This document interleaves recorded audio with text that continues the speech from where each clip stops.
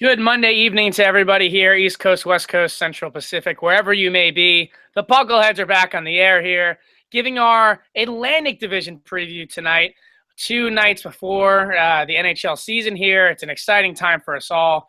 We'll be doing the Metropolitan and Pacific, so me and Marcus can be biased at the end of our predictions here with the Rangers-Sharks Stanley Cup match, of course, happening. Yeah, guaranteed stuff here. But the Atlantic Division tonight, Marcus, a bit of a wild card here. We're discussing before the show, maybe the worst division in the NHL here. What do you think? I don't think it's maybe the worst division in the NHL. I think it is the worst division in the NHL. It's a lot like the Pacific, where you have, one, maybe 2 legit Stanley Cup contenders. I think you have Florida and Tampa are up there with just about anybody. And then after that, it's really a mad scramble who can be the least worst team in the division in order to make the playoffs. There's a lot of garbage in this division. There's going to be some backdooring into the playoffs in this division easily. Like losing 6 of 8 down the stretch, but you get a shootout loss and you make the playoffs. Yeah, like we're talking like 82 points getting you into the postseason. Yeah, like mid-90s, like 80 points making the playoffs as the 8th seed. One of those just garbage things here. It should be fun, though. I think the top 2 teams in this division, which we'll approach later in the show, are going to be both one who's been a perennial power, one we both agree is on the cusp. We liked him last year. We have been on their bandwagon for years. Yeah, me and Marcus have been ready to run this, dying to get in on this team. Unfortunately, they're much better run than the Edmonton Oilers, who we could, once again, probably do an entire podcast dedicated to bad roster decisions made by them, Marcus. Do you want to talk the Yakupov trade to start real quick? Yeah, let's talk Yakupov for a second. A guy who's, basically been on the hot seat since he got drafted. They haven't liked him from the get-go. He has never, I feel like, given a fair chance. Now, listen, it's a lot of pressure, Marcus, to be a first-round pick, little number 1 guy. But at the same time, only, 23 years old? People develop later. It happens. And as you always say, I always talk about drafts in the NHL and what a crapshoot it is. If you get one competent roster player for even half a decade out of a draft, it's a relatively successful draft. So Listen, I understand Yakupov had high praise, but if he developed into a 40 or 50-point guy, it still would be a nice little pick there. And I think too that's just a classic Oilers move. And they try and trade the guy. How does that guy have a freaking job? Unbelievable. When his value is at his absolute lowest, they trade Nail Yakupov for basically a bag of nails, I should say. Just a junk. A guy who's going to play in the ECHL next year and a 3rd-round pick that becomes a 2nd-round pick, I think, if he scores 15 goals. I was looking a little bit at some of his underlying numbers, and he played with Mark Letestu for most of the year last year, and Mark Letestu was one of the worst forwards of the NHL. I texted you this the day of the trade, but his goals per 60 with McDavid was just stupid high. I think it was like 2.63 goals per 60 with Connor McDavid. But, I was a little not surprised to see them give up on him so soon, but I think he's going to have a decent little year in St. Louis. They're going to need the scoring depth. They're going to need him to contribute, and I think Ken Hitchcock could get the most out of him. Yeah, I think it was a really good trade for St. Louis, given, as we talked about in our last talk about the Central, all the pieces they have lost here over the past year plus. Young guy, still under control. I think could be poised for a breakout year. Another, Russian guy, Tarasenko's there. You look at a guy like Alex Steen, who's been a nice player for them on the wing. You wonder if he could break the mold. You play him in your top 6. Imagine him and Tarasenko on the same line together. Ooh. We know Yakupov hasn't lived up to his talent level yet, but maybe it's someone like that. Seeing a guy of, maybe his somewhat talent caliber who is from the same country and can bring it out of him, I think that could be a nice match there, Marcus. So good for St. Louis. They didn't give up a whole lot for him, a mid-tier prospect and a conditional pick, whatever that may be. Good move for them, and it just shows you, once again, you question what NHL GMs think of when evaluating talent, Marcus, because this is a guy, to me, that should be going for a lot more than a relatively unknown prospect and a conditional draft pick, especially being a former first-round guy, for God's sakes. And at the very least, too, start the year to try and inflate his value. Play him with Draisaitl, play him with someone else. I don't think his value could have gotten any lower than when they traded him, but they it's Edmonton. They're looking to cut bait. They're looking to improve. But, we'll talk about them tomorrow. I'm not expecting them to be very good after a summer of moves like this. But speaking of teams. They actually might got worse. I think they did. Oh, yeah, I think they did. I think they got worse. I think they actually got worse. Yeah. And that's hard. Oh, God.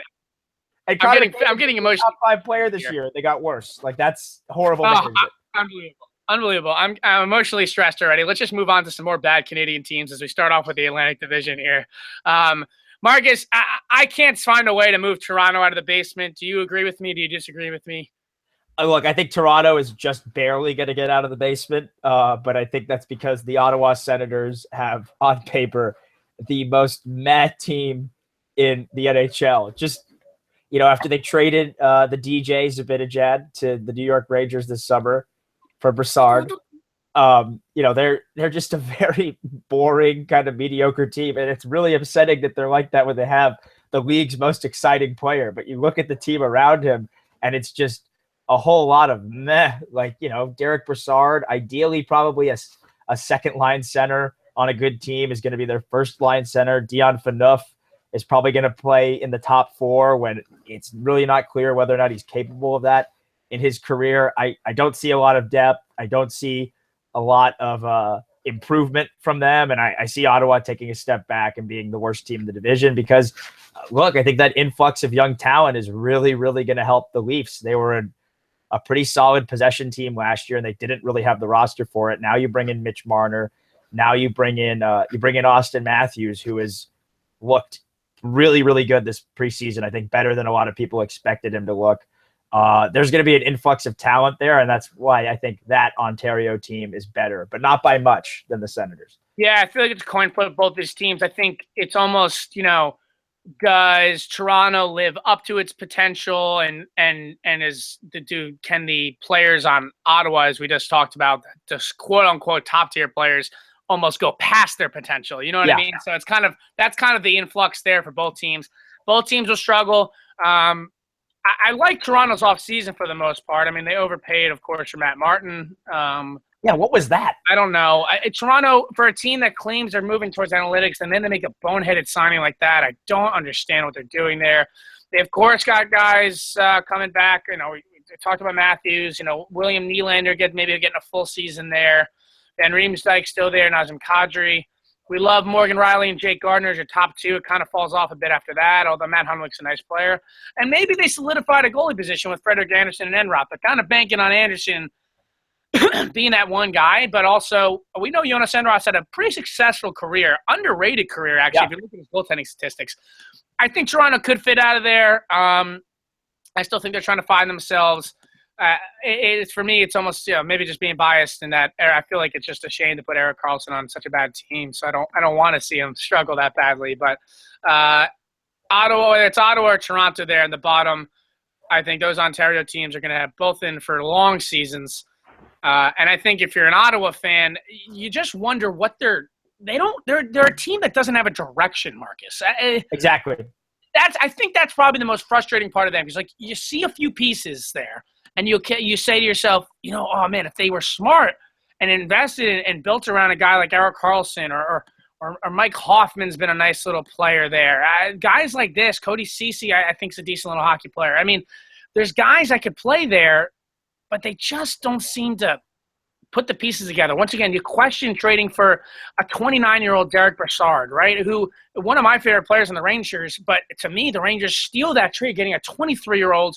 He's a right-handed shot. He's a bigger guy. He's only had 7 less points than Brassard, 8 less points than Brassard last season. 6 years younger.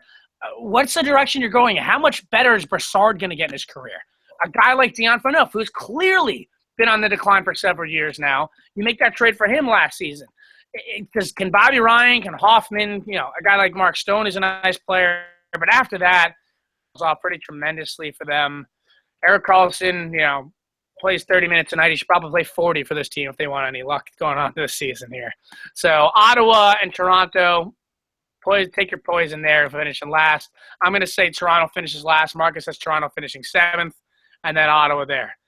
Coming up in 6th now, though, a team that's certainly on the rise. Made some strides last season, still getting better. I still think there's a ways to go for them. Buffalo Sabres coming in at 6, Marcus. You with me? Yeah, I have them at 6-2, and I think with their moves and the continued development of Jack Eichel, the continued development of their young players, I think they could maybe take a bit of a step forward this season. I see them as with the weakness in the rest of the division. If they get hot and they go on a run, they could absolutely be the third team to make the playoffs. I think the pieces are there up front for sure. Kyle Okposo was, I think, one of the best signings. They missed out on Jimmy Vesey, who's with your Rangers, of course, but they maybe got a little better on the blue line with Dmitry Kulikov. Yeah, good signing for I sure. I don't know what to make of Rasmus Ristolainen. I think you can make a case that he's either a player who's a young player with promise who's been playing with bad line mates, or that he's not as good as he's made out to be. I think playing with a guy like Josh Georges hurts him, but those possession numbers are not what you expect for a guy with his reputation. So I think they struggle a bit on the blue line. Obviously, They need Robin Leonard to stay healthy in net. The most he's ever played in the season, 36 games, and he ended allowing over 3 goals per game. And that I don't love goals against average, but that's pretty telling. And I think they're going to have some interesting pieces under the microscope. Are they going to trade Evander Kane after all of his, off ice drama? He says he's a more mature player, but I don't know how much I buy that with him. I think they're going to be an interesting team to watch this year. I think they were better with Bilesma last year, and I think they're banking on their own players to improve. But like I said, this division is wide open, and I can see them, if they kind of put the pieces together and if their goaltending gets hot, they could make a run at the postseason. Yeah. I don't think it's going to happen though. Yeah, I think they got some talented forwards. I really do like the Okposo signing there. You wonder what happens with Evander Kane. I mean, he's never truly lived up to but he still, feels like he's been around forever. He's been playing 7 years already. He's only 25. You still hate to give up for a guy like that. But if they were to move him, Marcus, I think you would see them try to improve their blue line. I think that would make sense to me. He's 25 years old. Do you find a defenseman comparable in that situation who's you could swap there? Maybe hasn't quite lived up to his potential, but could find a move there. I think Buffalo is definitely going to be better. Just can Lehner stay healthy? Can they ride him for, if he's going to be a starter playing 55 to 60 games, can he do it? He's never done it before in his NHL career. You wonder how long he could sustain. He was okay to start the season last year, but weak division though. Some exciting young players. Can somebody really play above their pay grade and maybe step up there? How many points is Jack Eichel going to have? How many points Okposo going to have? I think you could pull something off there if you're Buffalo. I think they'll be in it for a while. I do. I think they'll be competitive for it. I see them falling off towards the end of the season though, but I still think they're going to be there in the long run. And just like Toronto in the bottom of this division, Buffalo is playing for the long run here. This is a marathon for them. This is not a sprint by any means. Yeah, I agree. I think it's like Toronto, a long year for them, but that's not the worst thing. And I think they're going to be fun to watch. Definitely promising in some of the colder parts of the Atlantic Division for sure. Absolutely here. Of course, these colder parts aren't even on the Atlantic Ocean, but we could debate that on another day. Since, one team, 2 teams in this whole thing, Florida and Boston, are actually on the Atlantic Ocean. If that. What a disaster. Anyway, so we move up here to the 5th spot as we're moving up to the borderline. Playoff teams coming up here. Marcus, I see a team that is just over the hill trying to hang on for past glory years. And one of those teams on the Atlantic Ocean in the Boston Bruins finishing in 5th place. They're just another year older.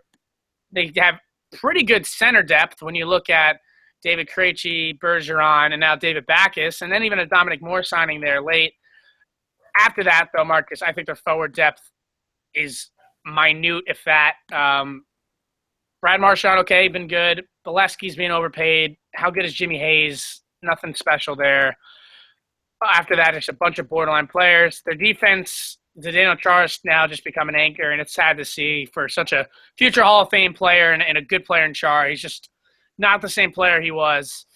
Torrey Krug, exciting. After that, though, don't see much. Chico Rask is really chopping off the past couple of years. Can he regain form? They're going to need it. They have a couple guys on both the offensive front and the blue line. After that, they have almost no depth, if you ask me, which is why I see them finishing 5th in this division. Yeah, I'm not a big fan of what Boston did this offseason. I think Backus, they gave too much money and too much term, as most free agent contracts go.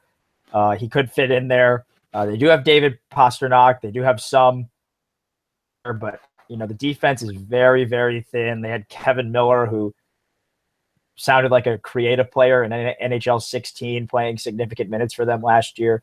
And they still almost made the playoffs. It came down to the last day. Look, that top line, Bergeron and Marchand together, you can put anyone there, and that's going to be one of the best lines in the league. Krejci played well last year with Pasternak. I just mentioned it, in the crease is a huge concern. For the second straight year last year, Tuukka Rask's save percentage, both at even strength and just in general, went down. And 925 even strength save percentage. That's the lowest of his career since he was a 20-year-old and played a handful of games to make his NHL debut. He played 4. You got to worry about that if you're Boston, because I think as big of a reason as they were able to get in the playoffs was because Rask was so good. I mean, this is a guy in 2014, a 943 even strength save percentage. That would have topped the league this year. I think it was probably one of the best marks we've seen in recent memory at even strength. If Rask can find his form, this is a wide open division for that third spot, and they could absolutely sneak into the playoffs. But you want to talk about a team that I also feel like has a lack of direction. I think it's Boston. Chara's going to be 40 absolutely. this year. Absolutely. Chara's going to be 40 this year. He's still got 2 years left on his deal. They just re-signed extremely long deal. I'm not saying you trade a guy like that, but they're in the worst position you could be. That's not good enough to make the playoffs, but not bad enough to. And if they keep miring in that mediocrity and they make deals like they're making, I can't see this being a good ending for this Boston Bruins team.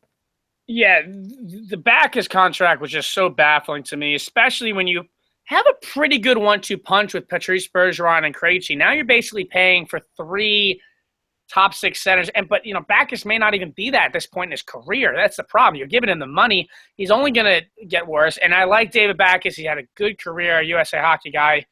But at the same time, good for Backus for getting the money, but Boston has no direction. You would have liked to – it would have made more sense for me to give that money to a Kyle Okposo or something like that to improve their wing depth.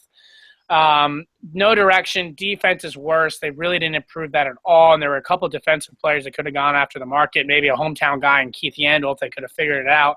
I know they're in the mix for Shattenkirk. I don't know who they would trade for him.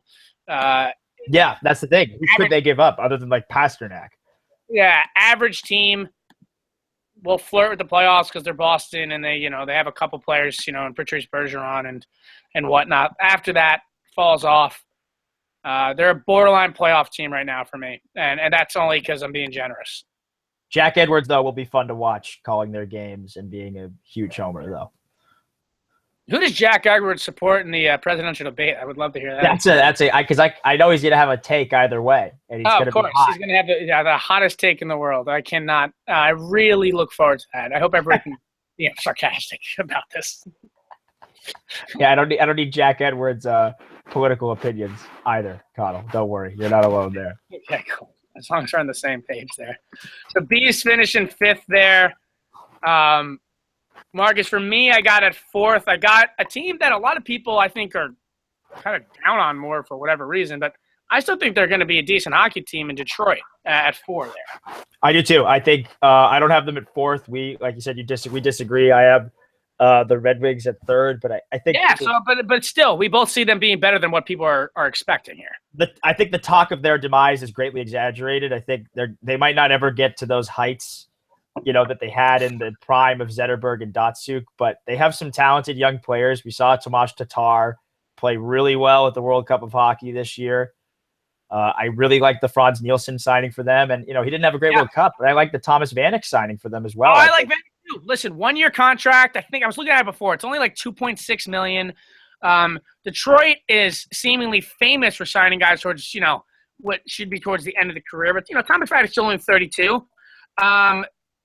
How much longer can Zetterberg last? You wonder there. I heard that it looks like he's not going to play as much center and probably is going to move to the wing with Franz Nielsen there now playing center.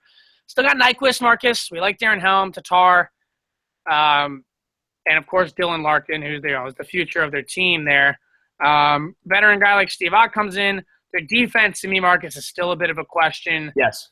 Danny DeKaiser, okay. After that, Mike Green, okay, for what he's worth. For a power play guy, I think he's still being slightly overpaid. Nicholas Conall, his career is kind of dwindling down here. So you wonder if Detroit could make a move for a defenseman. And then are they able to move a Jimmy Howard this year, Marcus, when it looks like Peter Mrazek is pretty much taking over that goal crease? Can they find a way to move him? Howard still got 3 more years at $5.2 million. Looks like a no movement clause or no trade clause at the very least for the next 2 years of that deal. Can they move him as someone that would they have to eat some contract in order to move him? But that could be someone they could move in order to improve their roster. How far they go, we're not sure, but I still think there's some talent there.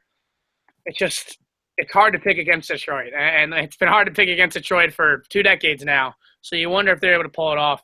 You have them at third. I have them at fourth, which means my third and your fourth would be the Montreal Canadiens, Marcus. Yes, I have Montreal in fourth.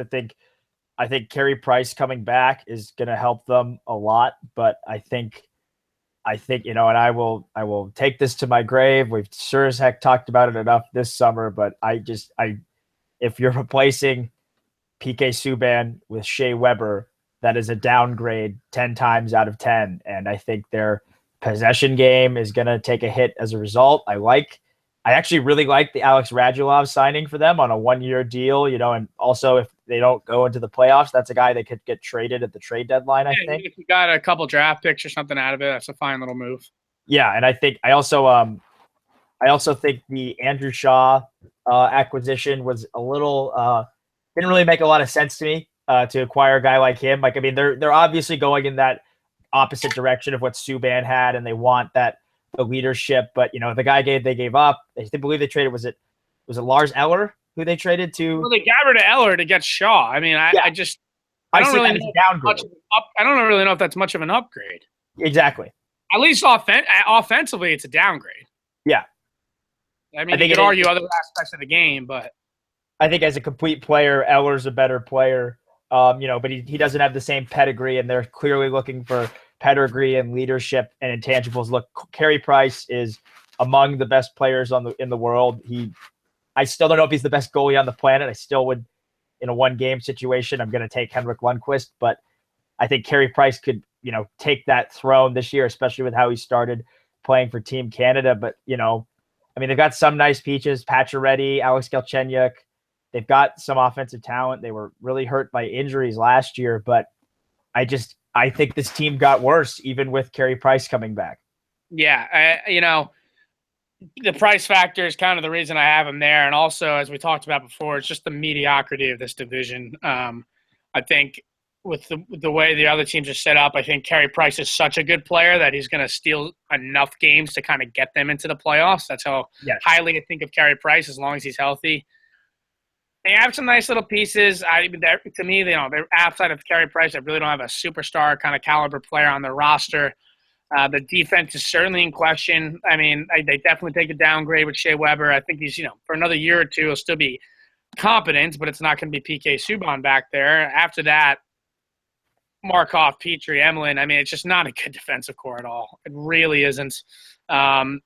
I like their forward depth a little bit, as we talked about. I'm a big Plekanec fan. I think he's had an underrated career. Andrew Shaw, okay. Brendan Gallagher, maybe him and Shaw can buddy up and be pest all over the place together. But, average team in a below-average division, I said the 3, 4, 5 slots can kind of finish anywhere you want them, really, as far as I agree. As far as I'm concerned. Excuse me there. But the top 2 are clearly the class in this division. The team I have finished second, and we know we both agree in the second and first spots here. Team, as we talked about it, but we've been high on for years. Some great off-season signings to really improve their team. They just took a big hit with Jonathan Huberdeau being out for a few months here. I still think they're a good enough team, though, to finish second in this division, Marcus. New jerseys, new logo, and all. The Florida Panthers finishing second in the Atlantic. Yes, not that they needed to change that logo, in my opinion. Yeah, I was a big fan. Their new one or their old one? The new one or the old one? The old one. I love the old one.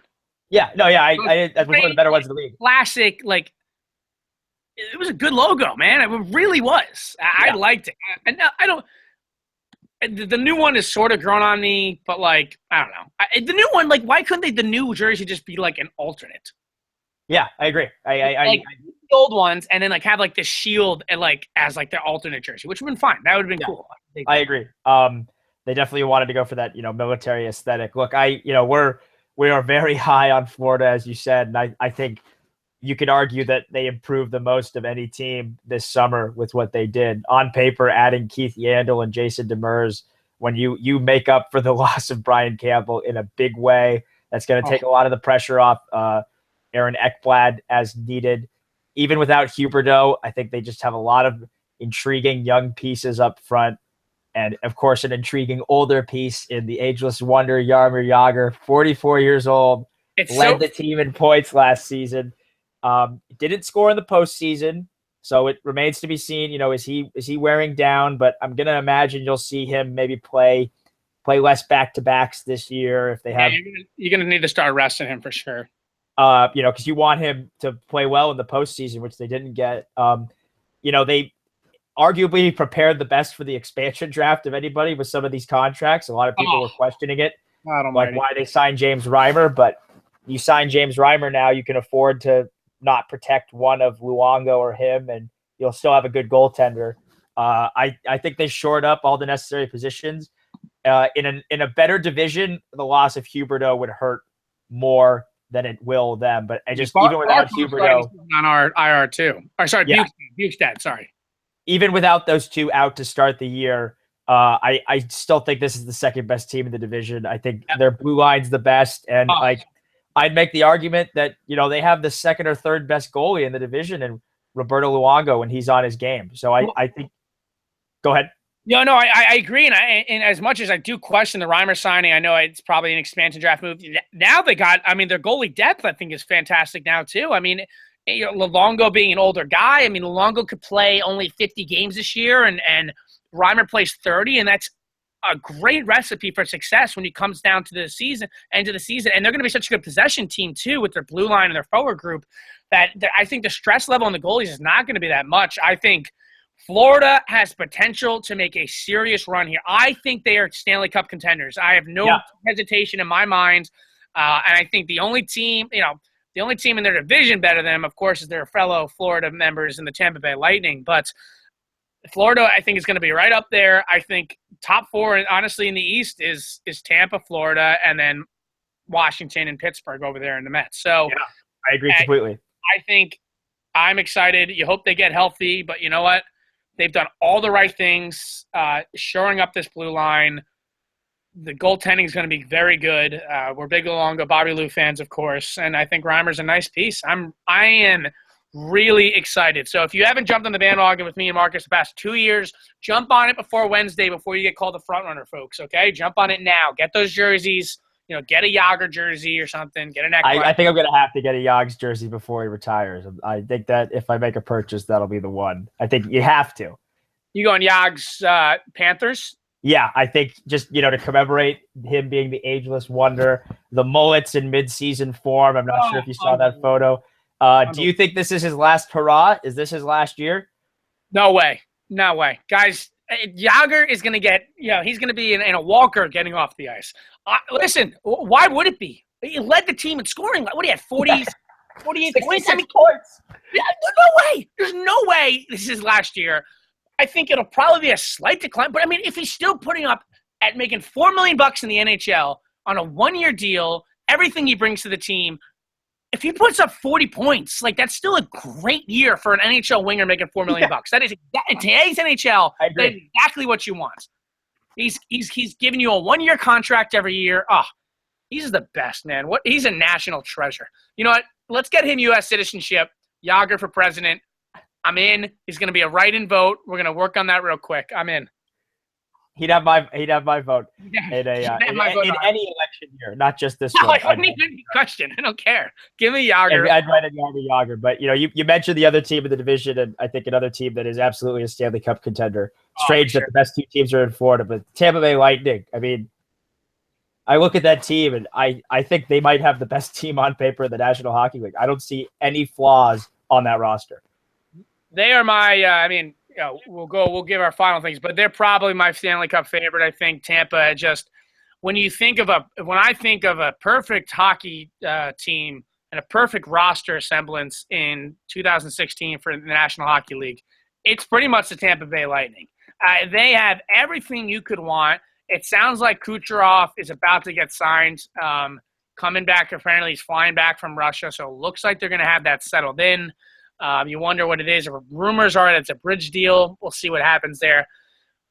They keep Steven Stamkos on a dime at $8.5 million. I mean, he could have gotten a blank check for Toronto, taken $12.5 million a year or something there. I know the taxes might have worked a little bit differently, but he stays in Tampa Bay. They build around him. You got the triplets still there. You got depth players like Brian Boyle and Jonathan Drouin. He's only 21 years old. How good is he going to be this year? JT Brown, who I'm a big fan of.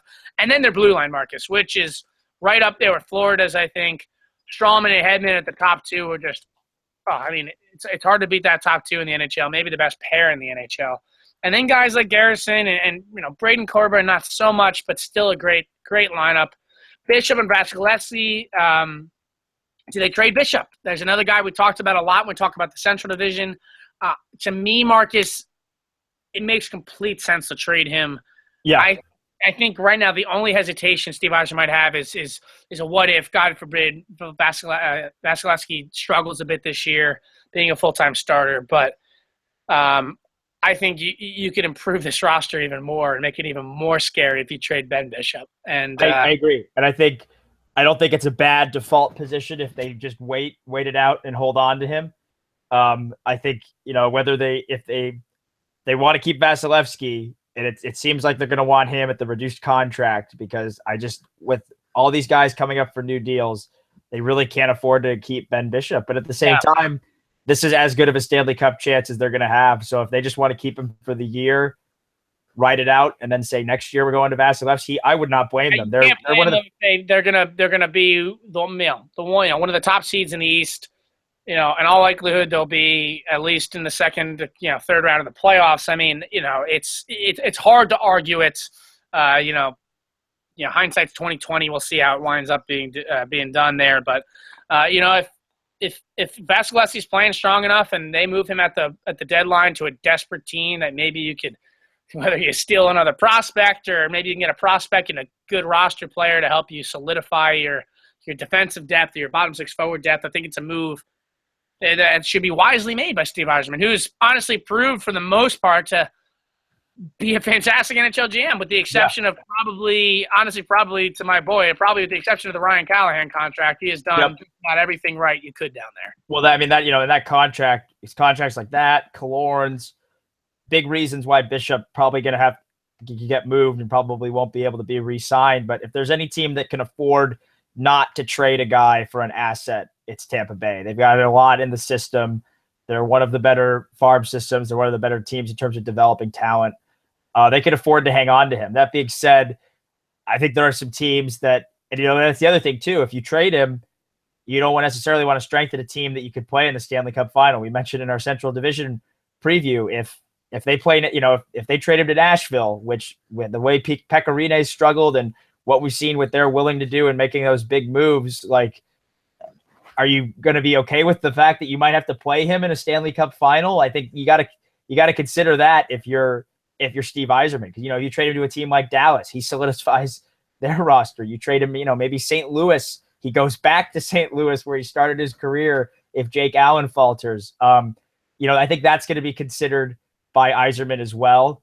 And that's why I don't see him getting moved. I think the Lightning do end up hanging on to him, because I just think when you're a team like that, goalie, but even it's not guaranteed you make it to the Cup final, but you don't want to strengthen one of your potential opponents, I don't think. And they would, the biggest need for Ben Bishop lies in the West, and that would be the last team in their way for the Stanley Cup final. So I think that's going to weigh on his mind. But, maybe if you can get a young prospect and a young piece, you try to do that as well.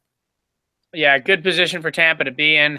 And I think they're going to just beat up on the weaker teams in this division, rack up some points in those games. And frankly, they would honestly, in my opinion, just have to play maybe slightly over 500 hockey against the rest of the league, and they'll be in pretty good shape even then to still win first place in this division. I think they're a President's Trophy contender. I think more so, right up. More so than Nashville, who we picked to win the Central. I think Tampa, because of the weakness in the division, they're going to have a chance. They're going to have a chance to pick up some points here and really beat up on some of these teams, like you said. And I think that's going to allow them the chance to finish with the most points in the NHL. You might not want that. A lot of teams that have won the President's Trophy haven't won the Stanley Cup, but that's a tough arena to play in. People talk about it as one of the loudest arenas in the NHL. So I think they're going to want home ice advantage. And like I said, I look at them and is even if they are overpaying a lot of these guys, some of these guys, I still don't see really a real weakness on the team. All these guys are pretty much slotted in their ideal roles. Good time to be a hockey fan in both South and Central Florida for sure. Sure, Marcus. 3, 4, 5. How many teams out of this division are going to make the playoffs? I've got 3. I think it's going to be the Lightning, not the Canadiens, excuse me, the Panthers, and I think the Detroit Red Wings. I think they continue the streak. They were one of the best possession teams last year. Yes, they're losing Datsuk, but I think Franz Nielsen is very underrated, and they'll be able to mitigate that loss. And I think Thomas Vanek's going to have a good year. Yeah, I'm leaning 3 right now. Mine, of course, would be Montreal and in place of Detroit. I think I'll stick with that. I think at least for one more year with the Metropolitan Division having 5 teams in it, which we will cover tomorrow, as well as Pacific Division, to finish up our preseason previews. Maybe throw in a few bold predictions as far as a couple hot takes in there as well, and maybe a couple trophy predictions as well we could throw in there. We can do that. For some MVPs and Vezinas, just your basic ones, nothing too fancy there, but we could figure something out, and we'll give you the absolute money lock for the Stanley Cup Finals and the champions. Of course, in this show we've never been wrong, so why would we be wrong again? Listen, folks, we started this show in the spring of 2014. The moment the Florida Panthers acquired Roberto Luongo, we said not next year, but the year after, this is going to be a playoff team, and we were right. You can take our picks to the bank. They're always right. They're never wrong. We're smarter than Las Vegas. Conall, that's all I would love to look back on our predictions and just see how wrong we've been. But, it'd be pretty funny. It'd be pretty funny. We were pretty close last year. For the most part, I would venture to say, like, we got a passing grade. At least I think we're above 75%. I think I really did. I picked that didn't make it. I think I picked Calgary to make the playoffs, but last year, last year, yeah. I don't remember at all, to be honest. It's all I've tried to block out last year. It was just an ugly year. Yeah. So and my Stanley Cup prediction was just more completely to annoy Cole, so I was not gonna give him the gratification of picking the Penguins, even though in the back of my mind I thought the Penguins were the favorites. I was like, "There's no way I'm picking the Penguins in front of Cole." So no, I'm not with Cole there. You can't feed the ego. Hopefully, we'll have the third Pucklehead on. Yeah, see if we can get him on tomorrow. We got to reach out to the appropriate parties, but we're hoping to have Cole Zimmerman and his wonderful Pittsburgh Penguins takes and his chance to gloat in our faces about the fact that his favorite team won the Stanley Cup. But I'm gonna reach out to him tonight, and I'll see if we can get him on the line. Fantastic stuff. Well, Marcus, always a pleasure here doing this. Yes. I will see you tomorrow, and hopefully all you listeners and watchers there at home, be sure to follow up with us tomorrow to see our final predictions, and we'll tweet out all our predictions at the end so you can have it on paper there and just take it right to Vegas. No questions asked. These are our picks. Give me the money. Next flight, next bus, whatever it takes, jump in your car, steal your parents' car, go right to Vegas, put your money down, and we'll see you in June. Pretty simple equation there. Okay, guys? Thank you, as always, for the Puckleheads. I'm Conall McNeil. Marcus White. Doc Salute, signing off. Bye, guys.